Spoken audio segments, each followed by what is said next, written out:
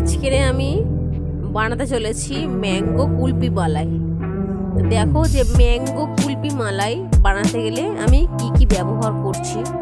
আমি প্রথমে কড়াইয়ের মধ্যে দিলাম দুধ, তাতে দিচ্ছি লিকুইড দুধের মধ্যে আমি একটু পাউডার দুধ মেশাবো, কারণ তাহলে দুধটা বেশ একটু মালাই মালাই হবে।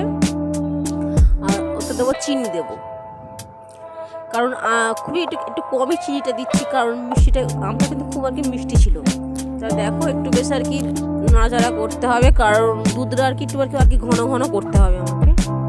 এবারে আমি দুটো আম নিয়েছিলাম, আমটা আমি গ্রেট করে নিয়েছি। তারপরে দেখো আমি আর কি নিয়েছি কাজু কিশমিশ আর হলো আমন্ড।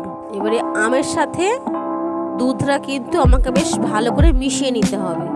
দুধটা কিন্তু প্রথমে আমি খুবই আর কি ঘন ঘন মতন করে নিয়েছিলাম, তো ভালো করে আর কি মিশিয়ে নিচ্ছি আমি আমের সাথে দুধটা। তারপরে তার মধ্যে আমি আমন্ড আর কিশমিশ আর হলো কাজু বাদাম দেব, দিয়ে আবারও ভালো করে মিক্স করে নেব। তারপরে এটাকে আমি ফ্রিজের মধ্যে রেখে দেব একদিনের জন্য। তারপরের দিন যখন আমি এটা আর কি ফ্রিজ থেকে বের করেছিলাম, সত্যি অসাধারণ খেতে লেগেছিল। আমি এতে আর কি 250 গ্রাম দুধ নিয়েছিলাম, লিকুইড দুধ, আর হলো গুঁড়ো দুধ নিয়েছি 4টে প্যাকেট। আর কাজু আমন্ড কিশমিশটা যার যেমন দুধের পরিমাণ থাকবে সে সেরকম ঠিক দেবে। আর যে দুধের প্যাকেটটা আমি দিয়েছিলাম 10 টাকাওয়ালা দুধের প্যাকেট আমি 4টে দিয়েছিলাম। আর এই যে দুধটা আমি কিভাবে আর কি ঘন করেছি। আর একটা কথা বন্ধুরা, তোমরা এই যে আমার যে ভিডিওর ডেসক্রিপশানে আমি আরেকটা আইসক্রিম বানিয়েছি, কলার আইসক্রিম, তাতে আমি আর কি যে দুধটা যে মালাই করেছি কিভাবে, তোমরা কিন্তু ওখান থেকে আর কি দেখে নিও যে কীভাবে আমি দুধটা আর কি মালাই করেছি।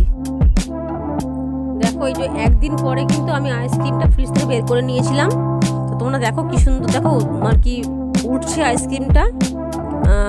তোমরা এখন যারা ট্রাই করোনি আইসক্রিমটা, তোমরা কিন্তু খুব তাড়াতাড়ি আর কি বানিয়ে ফেলো।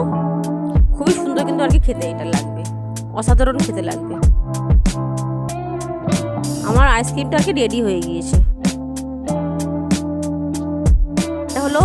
এটা হলো ম্যাঙ্গো কুলফি মালাই।